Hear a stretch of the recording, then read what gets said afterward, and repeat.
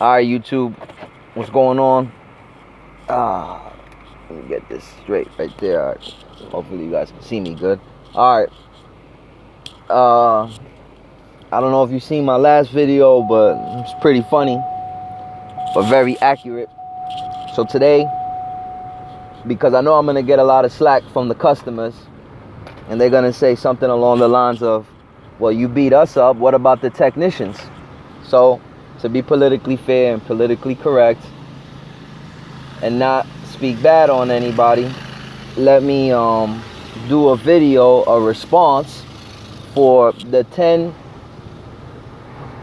personality types of appliance repair technicians. Alright, so now let me make a disclaimer. I'm not saying that every technician out there suffers from one of these characteristics. As a matter of fact, there's some really good, technicians out there that, take pride in their work, and they don't have none of these characteristics that I'm about to mention. So, with enough of the politically correct stuff, let's have some fun. All right. First character in my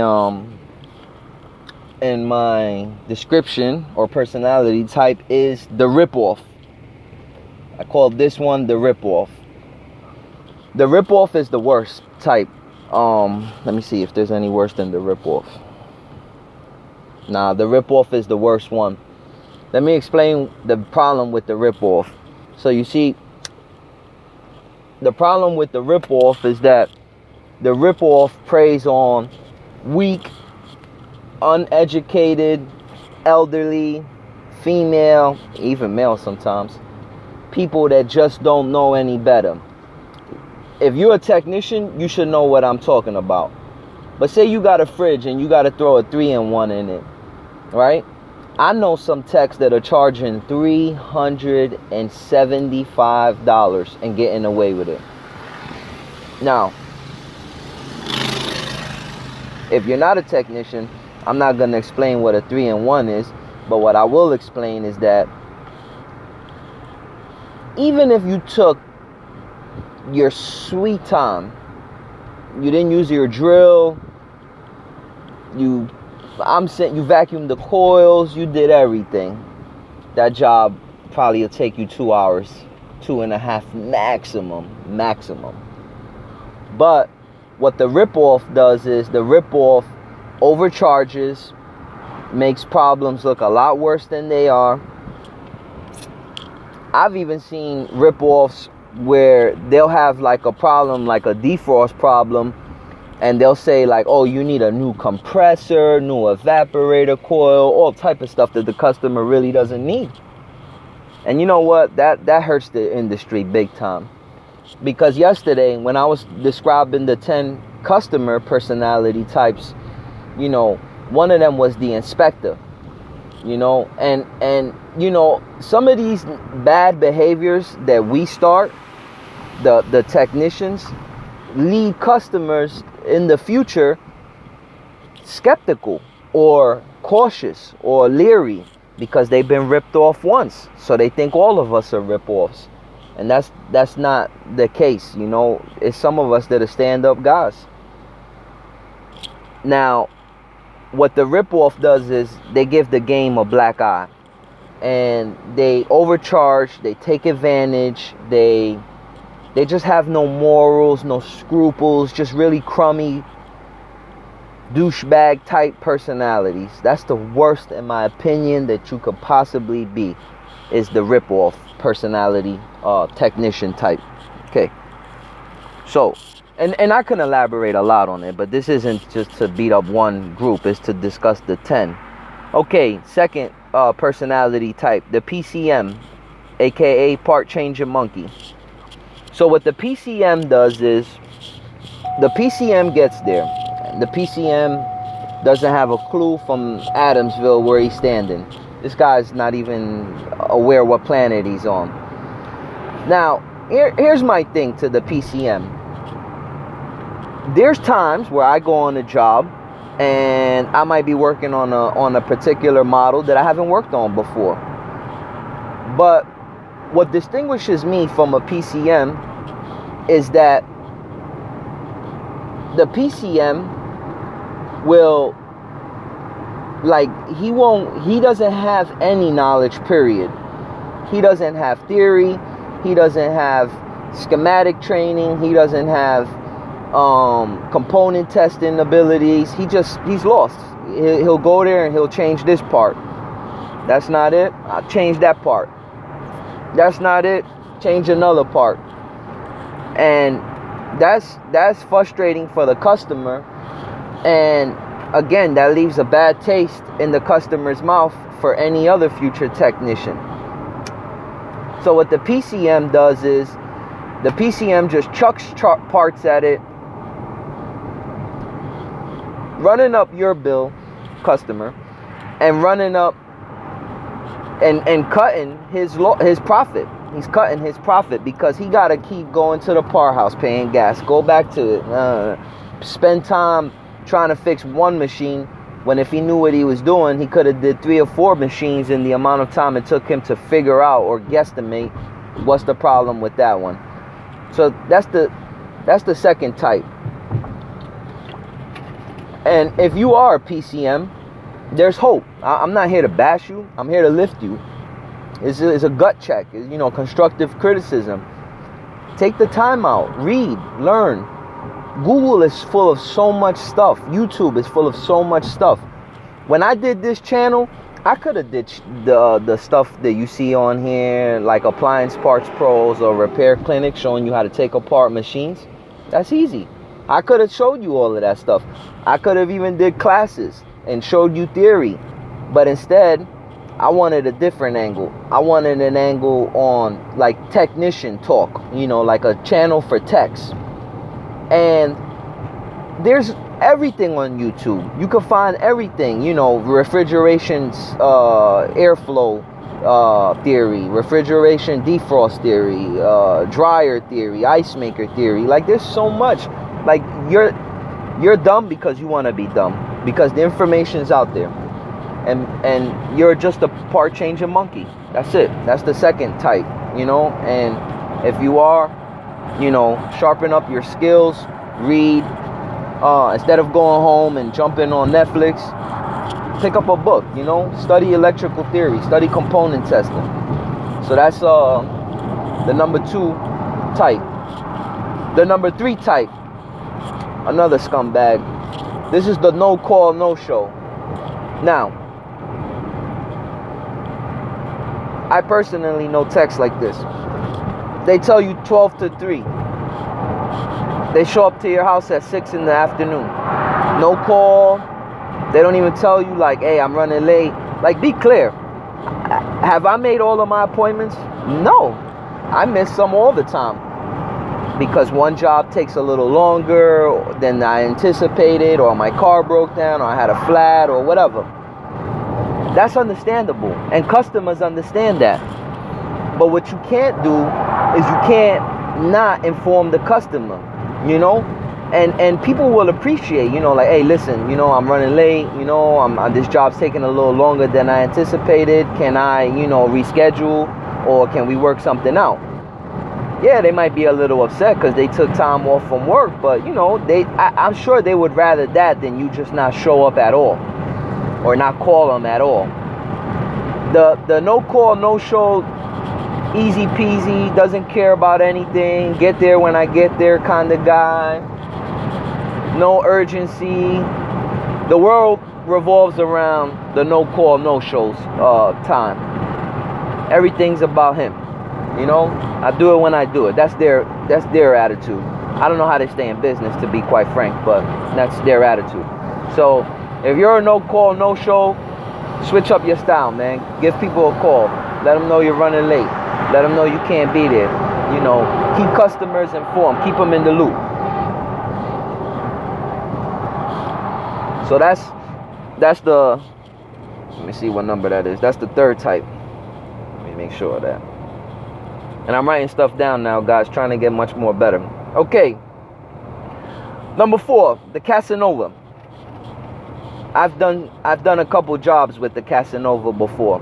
And you see, I know all these types because you see them in the par house. Sometimes, you know, if it's a stack unit and you need a hand, you might tell one of the guys that you know, a buddy of yours, one of your competitors, hey, do you mind lending me a hand? I'll go half on the job with you. You run into other technicians doing this line of work, and you see the way they get down. But let me explain the Casanova. The Casanova is a real scumbag too. Let me tell you how the Casanova, how he operates.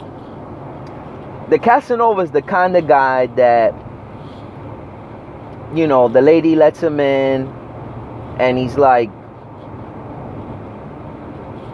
if there's kids, please put them up. He's I-effing her, you know, just no respect.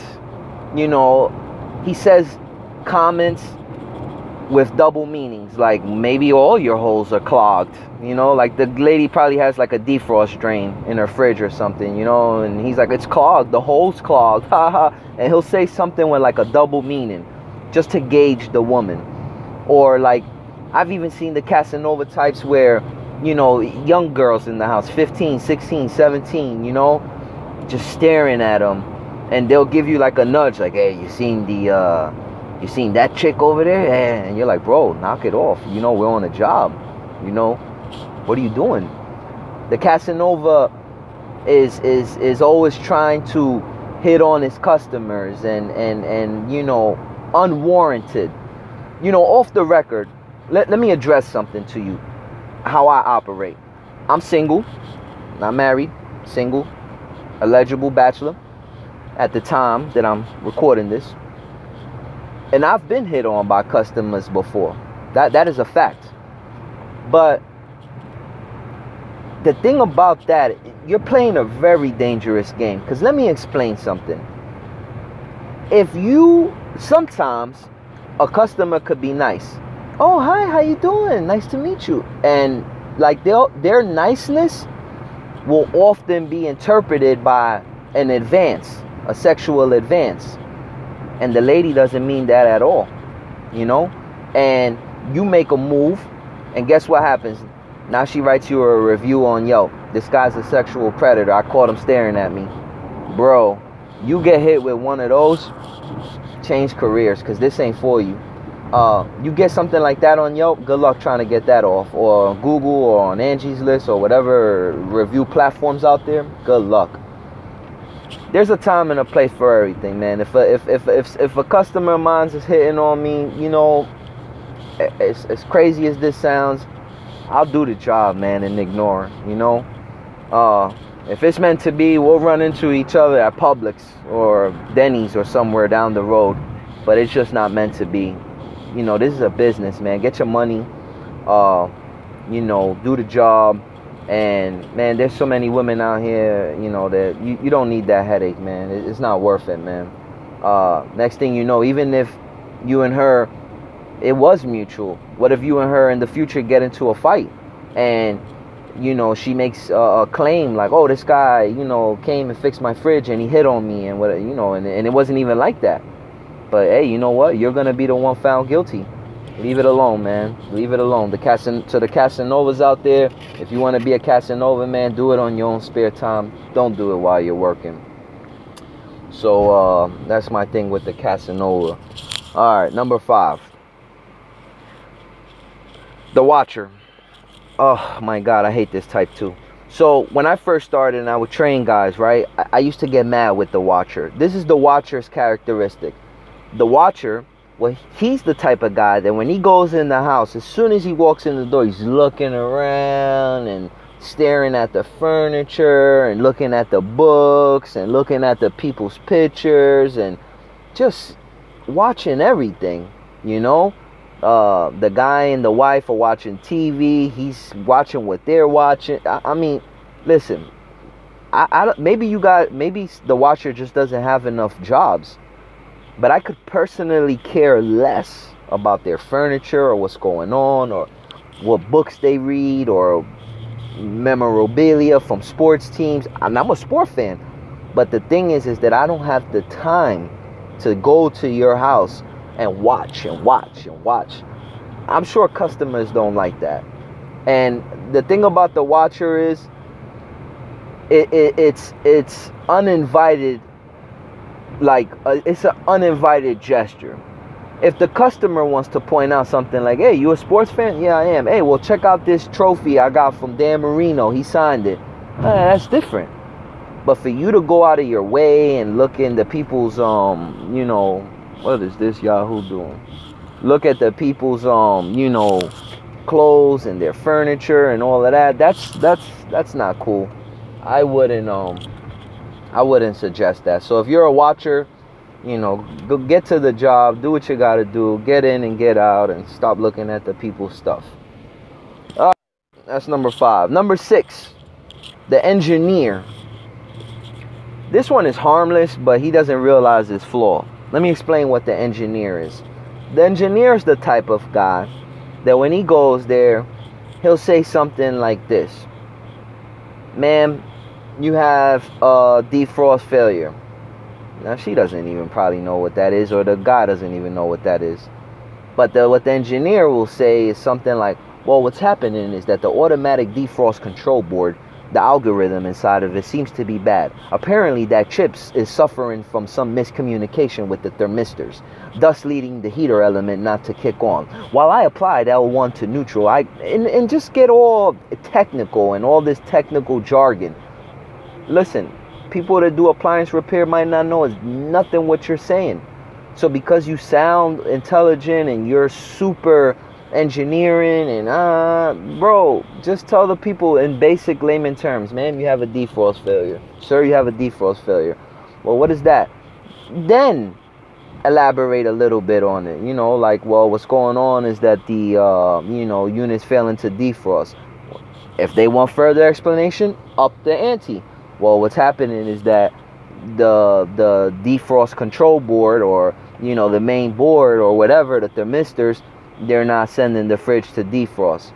And then let them pick at you or probe at you to their level of comfort, but don't get there over explain things in terms that they don't know. That's again, it's harmless, but it might even come off a little cocky, because that they don't know, and they know that that they don't know. They know that that they don't know.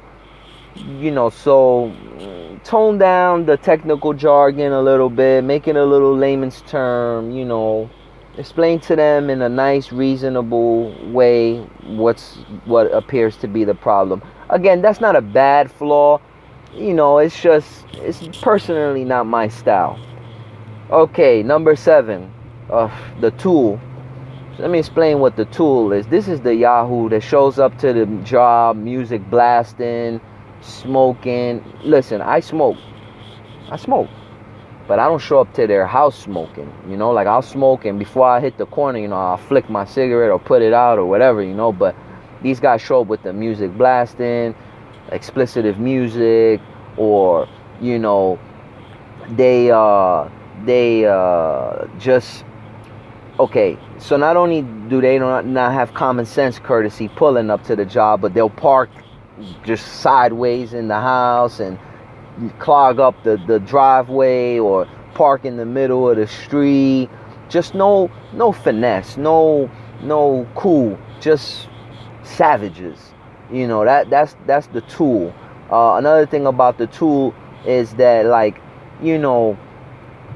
when you see them, they have like sarcastic demeanors. I've even seen some tools insult the customer because the customer doesn't know. Like, for instance, you got a dryer, it's not heating, but it's spinning. The tool will get there, measure from L1 to L2 and get 0. And then he'll say something like, well, it's not heating because you're not getting 240. Duh. Bro, the lady doesn't know that she needs 240 for that element to kick on. She don't know. Watch how you talk to people. Not everybody's an appliance repair technician. You can explain it nicely, like, ma'am, you need 240 volts. You're getting 120. That's why the motor's spinning, but you're not getting 240. That's why the element isn't kicking on. But what the tool will say is talk to you in a demeaning, in a derogatory way. No finesse, no etiquette. Just, a savage. So that's the tool. And if you're a tool, I don't even know if there's hope for that one. Okay, number 8, the slob. This is another Yahoo as well. So what the slob is the guy that shows up, uniform untucked.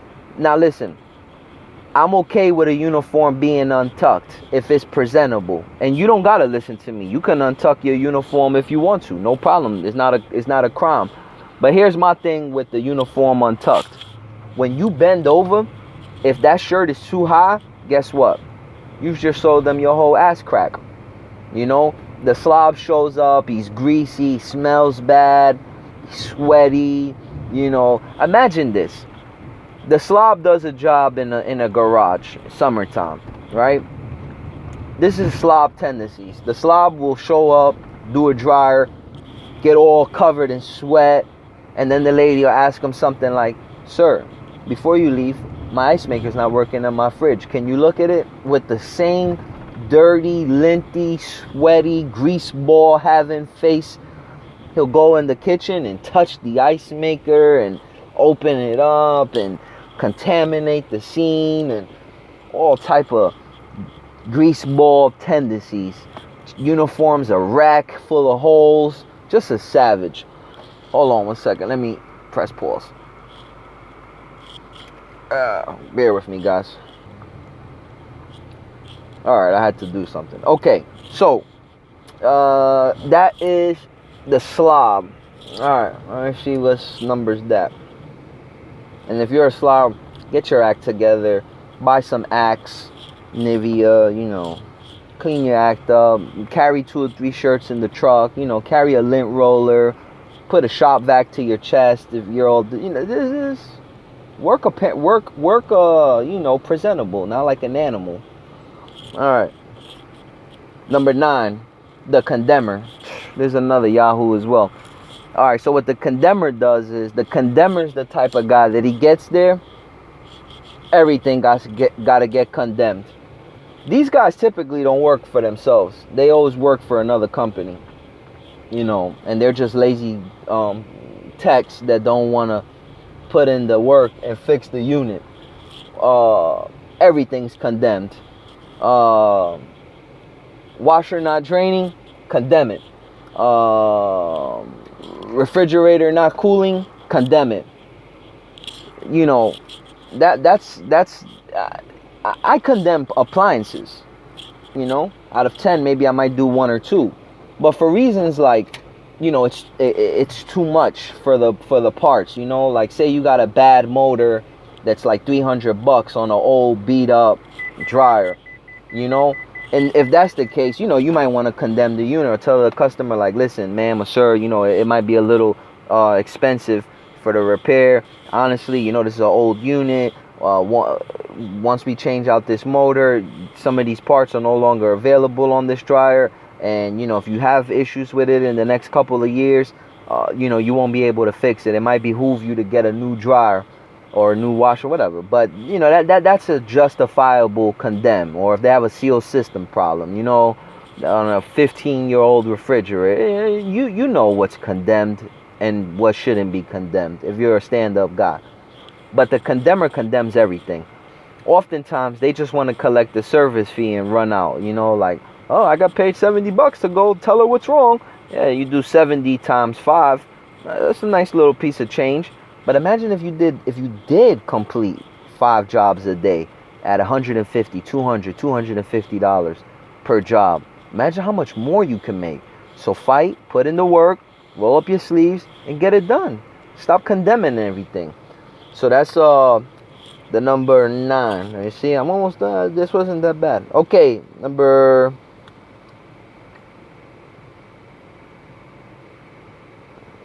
10, the Fanatic. What did I write about this one? The Fanatic. The Fanatic. I'm sorry, guys. Let me press pause while I get my mind around this. Okay. I'm sorry. So the number 10 is the Fanatic. And this is let me explain what the Fanatic is. It took me a while. I was like, what the hell is Fanatic? You know, I I write these things down, and I make notes in my head, like, okay, I'm going to speak about this and that. So let me explain what the fanatic is. The fanatic is the type that he goes to your house, right? And like, you know, he wants to hand out like religious tracts, or you know, he wants to hand out like NRA gun stickers, memorabilia. Basically, what the fanatic is the fanatic is the type of guy that he goes to your home and he pushes his ideologies and his belief systems onto you. You know, and there could be no room for that. You know, if you voted for Trump, if you voted for Hillary, you know, and the guy has a Hillary sign or a Trump sign, bro, this is not the place nor the time to inject your fanaticisms onto these people. I don't care less who you voted for. Just pay me what you owe me, and I'll go on about my merry day. But the fanatic, they carry their ways and their train of thought with them onto, and they hope to inject that into you. You know, if you're a fanatic, right? Like let's just say you're the religious type. You're some kind of guy, and you know, you see a guy that he might have something like Lucifer and I did the wild thing in Tijuana. You know, probably some shirt that he bought for $5 at the memorabilia store. And here comes the fanatic. They see that like, oh my God, oh that's against my creed, and just break down. You know, that's the fanatic. The fanatic also, they're outspoken. They give you their opinions, not even solicited. I didn't ask you who you voted for. I don't care. What the fanatic does is they bring nothing but awkwardness and an uncomfortable feeling into the home of the customer. So if you're a fanatic, knock it off. Keep your thoughts to yourself. No one asked you. Do what I do. Create a YouTube channel and speak about all the radical, fanatical, off the rocket chart things that you believe in. No one, that's fine. I'm sure that there's an audience that agrees with you. But don't inject that onto people unsolicited. Don't tell people, you know, that Allah or Buddha or whoever you believe in is like gonna come and blow up the world because the person has a margarita, you know, bar set up outside somewhere. I don't know. You know, you've seen them. They're very they're all over the place. So if you're a fanatic, keep your thoughts to yourself. Get in there, fix the appliance, go on about your merry day. So there you have it, guys. That's 10 personality types of appliance repair technicians. I'm sure that they got them in electrical, heating, painting, plumbing, whatever. But I'm just talking about my field, times that I've done jobs with other technicians, some of my competitors, some of my employees, people that I've worked under that requested my help, whatever. These are some of the characteristics that I've seen over time. And if you have any of these, lose them ASAP. Develop your soft people skills. You know, read. I read a book called How to Win Friends and Influence People by Dale Carnegie. Pretty good book. Take heed. Remember, all of these things that I said, they're not permanent. You could change any one of them. You know, you're not stuck one way. You're only that way because you want to be that way. You can always expand and always make yourself better and strive to do better than you did yesterday. And apply that approach toward dealing with customers and dealing with your clientele. Well, for now, guys, that's all I have. Hope you enjoyed my video. Hit the like button. Hit the subscribe button. Check back up on me. Drop me an email. If you need to know anything, my email is go to my website. Leave me something on my email section. It's TMM, Tango Mike Mike, TMM, Appliance Repair, FL.US. Wish you guys the best. Take care.